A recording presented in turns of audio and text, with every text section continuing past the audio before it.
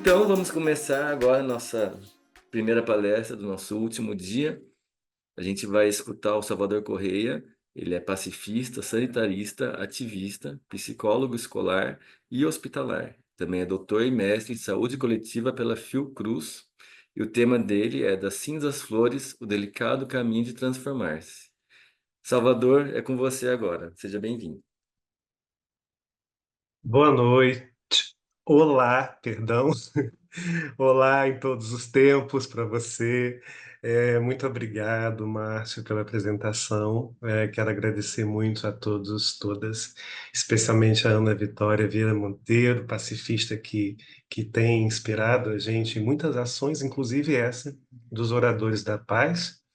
Para mim é uma honra muito grande, né, me somar aqui, né, nesse grupo de oradores que não apenas pensam e falam sobre a paz, mas a praticam, né? Isso acho que faz desse grupo um grupo muito importante no sentido de ser inspirador para mim e também uma fonte de grandes aprendizagens, né? Eu vou compartilhar a tela nesse momento para falar um pouquinho sobre esse tema. Esse tema, né, das cinzas às flores, o delicado caminho de transformar-se. Ele surgiu a partir de uma observação minha mesmo, né? De um vaso que eu tenho de bougainville na minha casa, e participando de uma ação com uma arte terapeuta em que eu queimei meus medos e coloquei as cinzas desses medos também nesse vaso, elas floresceram. E para mim isso foi algo muito simbólico, né? E hoje eu tive a grande satisfação de ver uma pétalazinha da flor novamente nesse bougainville se abrindo, começando a se abrir. E foi agora à noite, então eu fiquei muito feliz e muito emocionado também em ver que essas flores estavam começando a aparecer novamente, né? E eu acho que a gente está aqui para falar justamente disso, né? De ciclos, né? Das cinzas às flores não é necessariamente um processo linear, mas circular, né? Em que a gente passa por todos esses momentos o tempo inteiro, né? Nós transformamos o tempo inteiro, né? Eu acho que a Terra é esse planeta que nos ensina a como a gente pode se transformar, né? E também se reconhecer como Terra, né? E é um pouco inspirado na proposta de que o mundo acabou, né? Que a gente tem tido esse desafio de pensar sobre esse mundo que vai começar, né? Que busco fazer essa fala. Tem aqui uma imagem, né, da Ponte do Arco-Íris, por Pan, Portugal, e é uma imagem da cultura de paz, né, do José, inspirado nos maias, no José Argüelles, que fez uma codificação desse tempo, né, e é muito interessante pensar nessa imagem como um novo mundo, né? É o fim de um mundo, mas sempre início de outro, como tudo que acontece nesse planeta que a gente vive, né? E o que eu quero compartilhar com vocês também é muito inspirado em aprendizagens que eu vivenciei durante a escrita, né, uma pesquisa que eu fiz da minha tese intitulada O Trânsito entre Armários, né, encontros entre ativismo, HIV e arte, né, e vou compartilhar um pouquinho o que que aconteceu nesse processo, né? Não vou entrar muito na tese, mas pretendo compartilhar um pouquinho como que foi esse processo para mim? Esse processo, no meio desse processo, no início, na verdade, em 2019, eu passei por uma situação de crise de saúde mental muito intensa, em que eu estava em uma espécie de ausência, era uma crise de ausência. Então, a forma que eu conhecia de agir, de reagir, ela já não servia mais. Era um estado de ausência que eu me via em diálogo com a loucura. Eu tinha muito medo naquele momento de enlouquecer, porque eu sou psicólogo, imagina, um psicólogo enlouquecer e agora, o que que vai ser, né? E eu venho de uma família, meu irmão teve esquizofrenia, né? Ele faleceu já desde 95, então já dialogo com a loucura de alguma forma nessa construção. de repensar, de olhar para esse lugar. Hoje também atuo numa emergência psiquiátrica, então eu fiquei com muito medo, né, de fazer isso, de vivenciar essa loucura, né? Mas foi o que se apresentava naquele momento, né? Então, como diz a Ronick, né, eu estava me conectando com um mal-estar, num alarme vital, e isso impulsionava uma reconexão. E essa reconexão, esse processo de ruptura biográfica, né, que é o Buri, é um autor que fala nesse conceito ruptura biográfica, porque a gente é convidado a renascer de verdade, a reescrever, repensar outras conexões para dar conta daquilo que se apresentava, né? Se naquele momento, né, eu estava no meio do meu caos, né, que era profundamente doloroso, ele também era construtor de mim, construtor de um eu, né? E esse processo, ele colocou na minha tese uma coisa muito preciosa, não só na minha tese, mas na minha forma de olhar a vida, que é a arte. A arte ela entra como não só tema dessa tese, porque eu resolvi olhar para artistas que vivem com HIV, né? Então, de alguma forma também era um espelho, porque eu estava de alguma forma nascendo como escritor, como um artista no sentido de me permitir transitar na escrita. É, isso foi uma forma de cuidar de mim. E esse cuidado de mim também se deu com psiquiatria, né? Eu fui numa psiquiatra, e também fui na psicóloga, e com muita orientação espiritual que eu participava online das ações da casa que eu frequento, e isso as orientações foram muito certeiras no sentido de me trazer vida, de me trazer disciplina, de entrar no yoga, de aprender a respirar, de me conectar com leituras que eu diria que são sagradas, né? E que inspiram a gente a entrar num outro tempo, que é um tempo muito mais suave, muito mais leve, um tempo, o seu tempo, né? Um tempo natural de respeito consigo mesmo. Era isso que o meu corpo pedia, era isso que meu estado psíquico pedia e era isso que eu consegui fazer.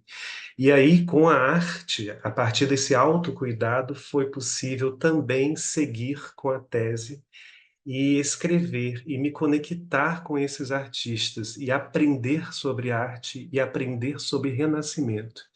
E é muito curioso falar em renascimento, porque o nome do meu orientador, Marcos Nascimento, traz nascimento. Então eu costumo dizer que eu fui orientado pelo nascimento nesse processo.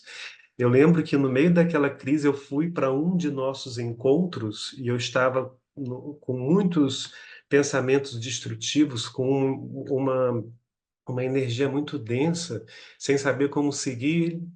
Eu fui acolhido por ele e ali nasceu a ideia da gente incluir a arte. E esse foi para mim um nascimento muito simbólico, que me fez ser guiado de uma forma muito bonita nesse processo. Eu costumo dizer que na tese, nesse processo de escrita, né, de autoescrita também, de escrita de si, eu aprendi, na verdade, a me conectar, né, comigo mesmo a partir da arte, a partir não só da minha arte, como da arte também dos artistas que eram produzidos esses encontros, né? E esses encontros, eles também tinham muitas simbologias, porque em muitos momentos a sincronicidade se apresentou. Quando eu saí do consultório da médica, da psiquiatra, eu entrei no Museu do Catete, no Rio de Janeiro, e estava uma exposição sobre a vida e obra de Helena Blavatsky. E a minha médica, ela não só trabalhava com medicamentos tradicionais, alopáticos, como também trabalhava com antroposofia. E ela tinha acabado de me falar sobre antroposofia, que era algo mais natural. E quando eu entrei no museu, a Helena Blavatsky lá contava a história da antroposofia, do início da antroposofia, que bebe, né, nos conhecimentos dela. Então foi algo muito simbólico, assim, sair do consultório, entrar no museu e reencontrar a antroposofia de uma forma bela, né, de alguma forma ancestral, olhando para o início de como ela veio, dessa conexão com a natureza.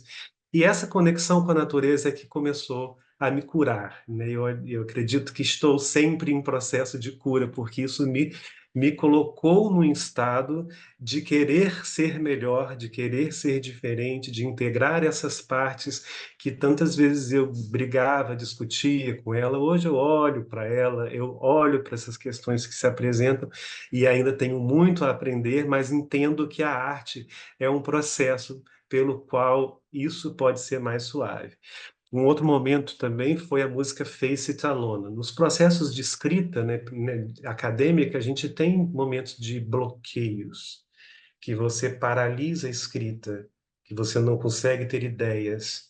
E eu estava passando por um desses momentos, eis que, escutando rádio, escuto o locutor dizendo música nova do Queen, na voz de Freddie Mercury.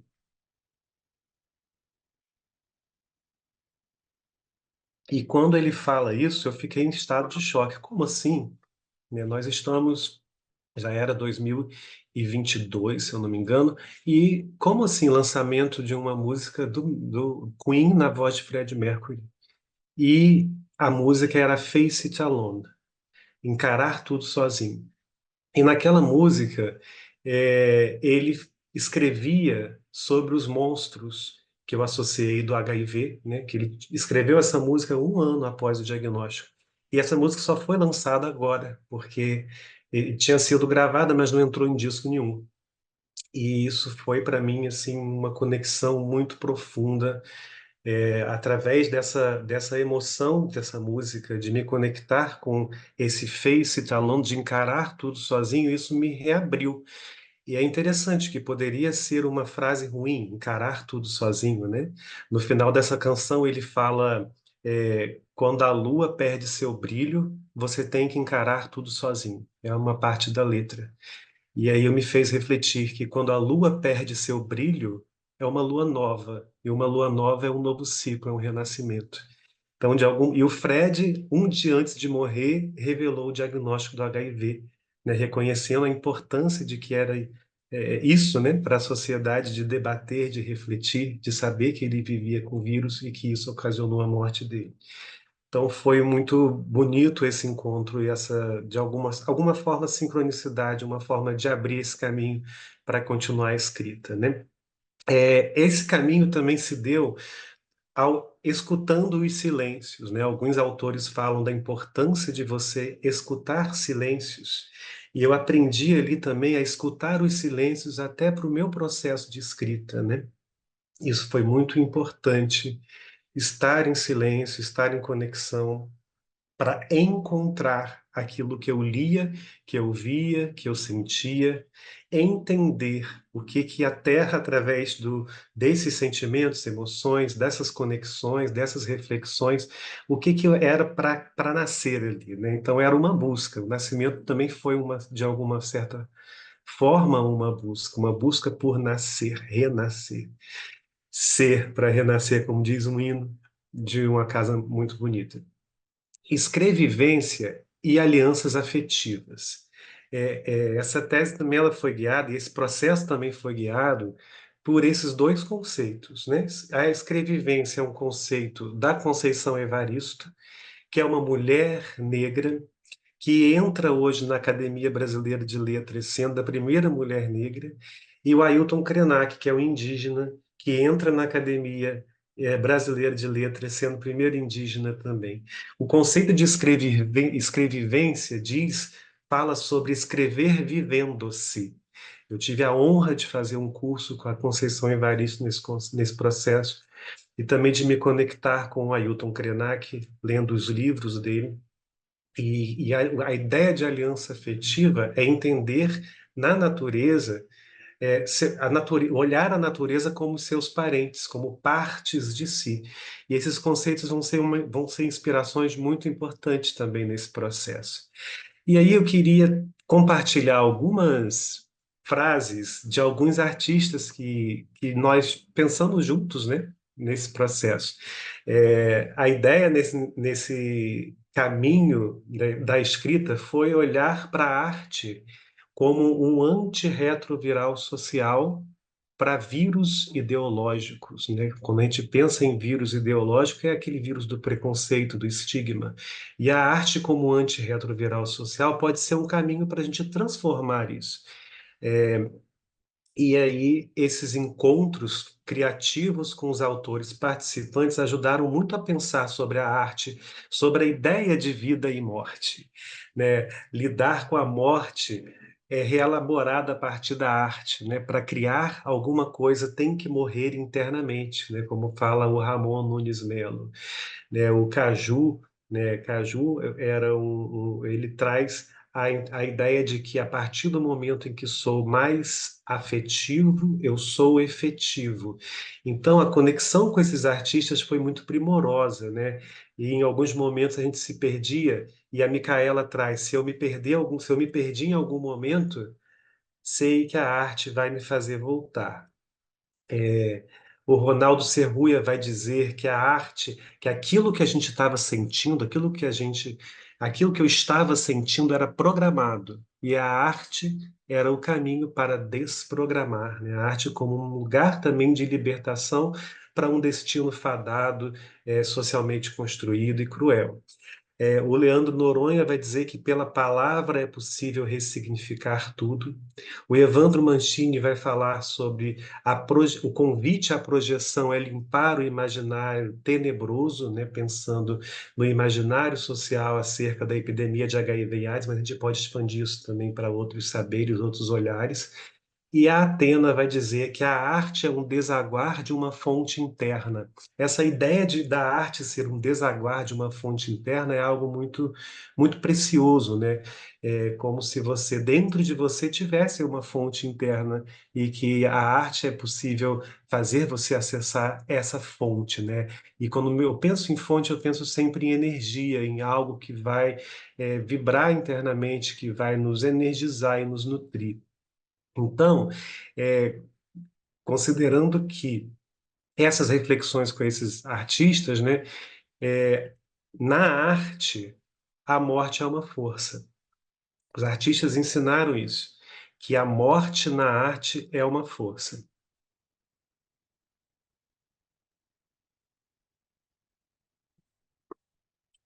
E que o renascimento, a arte, ela permite ser para renascer, né? Também citando um hino muito, muito bonito. O renascimento é também uma cura de estigmas, né? Segundo o Caju.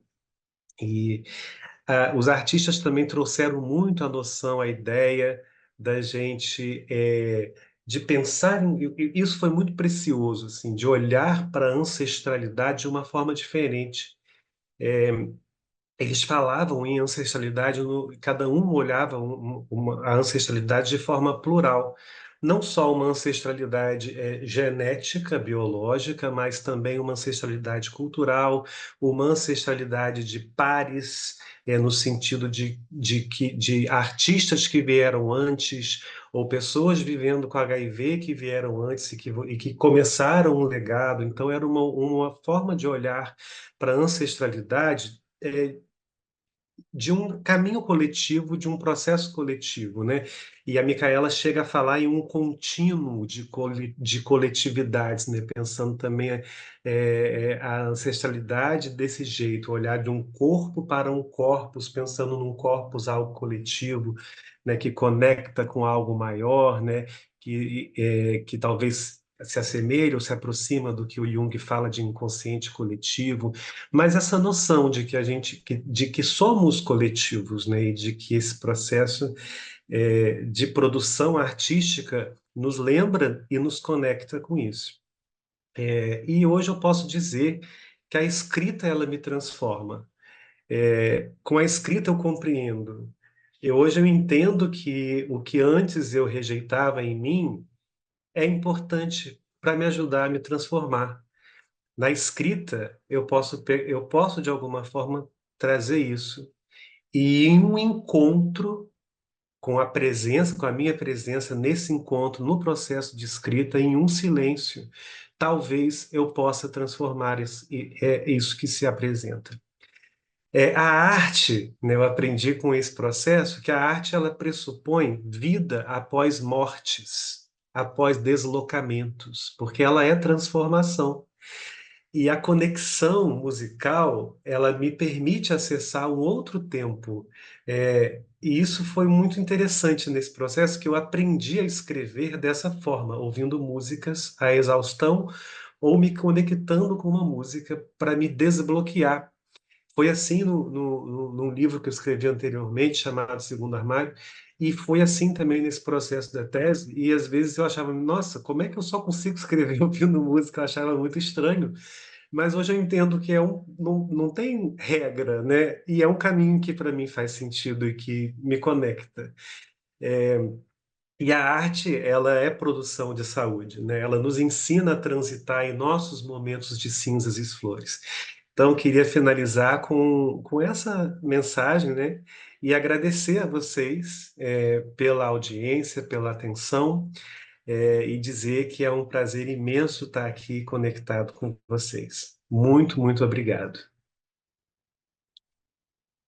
Muito bem, muito obrigado, Salvador. Desculpa que eu estou sem câmera, como eu disse, meu computador deu uma pane na câmera agora, no começo do evento. Mas eu agradeço a sua presença aqui. Quero abrir para perguntas. Se alguém quer fazer algum comentário, alguma observação, perguntar alguma coisa para o Salvador, o momento é esse. Se quiser mandar também uma mensagem no chat.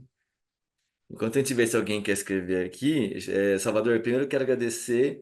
Acho legal que essa sequência de sincronicidades continua acontecendo, né, com a sua buganvília dando flor justo hoje, que é o dia dessa fala, né? Assim como a da música e das outras coisas da Blavatsky.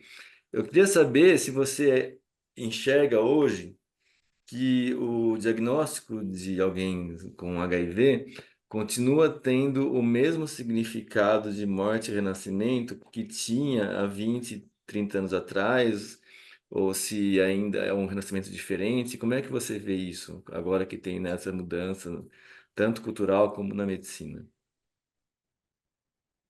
Acho que do ponto de vista, obrigado, né, pela sua pergunta. Do ponto de vista, biomédico, acho que não, né? A gente tem muitos avanços. Se fala muito em aproximação de cura, né? Então a gente está próximo a uma revolução nesse sentido, acredito. A ONU também sinaliza algo nessa linha, as pesquisas. Do ponto de vista social, ideológico, a gente caminha também, a gente tem muitos artistas que trabalham com arte, mas acredito que tem ainda um espaço muito grande, e aí não só no campo do HIV, mas no campo da saúde de uma forma geral, da gente incluir mais arte. Não só como arte-terapia, que eu acho que é um ganho que a gente tem muito importante, a gente tem arte-terapia, a gente tem a saúde mental que trabalha isso, né? A gente teve a palestra do André ontem falando, recentemente falando, né? Mas não só nisso, mas também na produção de conhecimento em saúde, no atendimento médico, que falam, né, humanização. Então, acho que tem muito ainda a caminhar. Então, a gente conseguiu avançar no que a gente chama no combate, no enfrentamento, na transformação, talvez seja uma melhor palavra, desse vírus ideológico que o Herbert Daniel fala, mas nós precisamos de mais arte para seguir essa transformação com talvez com melhores resultados. Essa é a minha Perfeito. opinião. Joia, gratidão. Alex, você quer falar alguma coisa? Quero fazer uma pergunta para o Salvador. Salvador, você estava falando da escrita, né, um assunto que me interessa bastante, e essa questão da escrita de si, inclusive é um tópico contemporâneo, tem acontecido muito isso, né, a escrita enquanto transformação dos traumas variados, né, nas suas diversas faces. Mas eu fiquei curioso em relação a você, né, se essa escrita ficou circunscrita ao ambiente acadêmico, na elaboração do seu material ali, ou se você chegou a publicar algo, se transformou em livro, né? Se esse material está disponível, como é que a gente acessa esse material? Queria que você falasse um pouquinho. Obrigado, Alex. Fico muito feliz com o seu interesse e com essa questão. O material ele é gratuito, né? A tese ela está disponível, pode ser acessada no site da Fiocruz. É só digitar o nome dela, né? A arte, o trânsito entre armários, né? E botar Salvador lá, acho que vai aparecer, Fiocruz. E também vai sair um livro dela, né? Oriundo dela, em breve, talvez ainda nos próximos meses, isso vai acontecer. Mas foi muito importante assim essa escrita ser integrada, né? Porque eu integrei os sentimentos ali, né? Não ficou uma coisa acadêmica, isso somente acadêmica de discutir somente reflexões com autores, né? E acho que isso foi uma inspiração muito importante da Conceição Evaristo com essa com a ideia dessa escrevivência, né? Claro, contextualizando para uma outra realidade, porque o conceito dela bebe em mulheres negras, né? Então a gente não pode tirar esse nascimento dali. Mas certamente é uma inspiração profunda para mim, né? De olhar também para minha ancestralidade, para os meus antepassados, então que também sem origem indígenas alguns. Então foi um processo muito rico nesse sentido de fazer parte né, de estar em primeira pessoa ali também e ao mesmo tempo ser um processo acadêmico. E aí eu fui literalmente orientado pelo Nascimento que ajudou a fazer esse trânsito. Perfeito. Alguém mais quer falar alguma coisa? Não? Então, Salvador, eu agradeço muito a sua contribuição, sua disposição.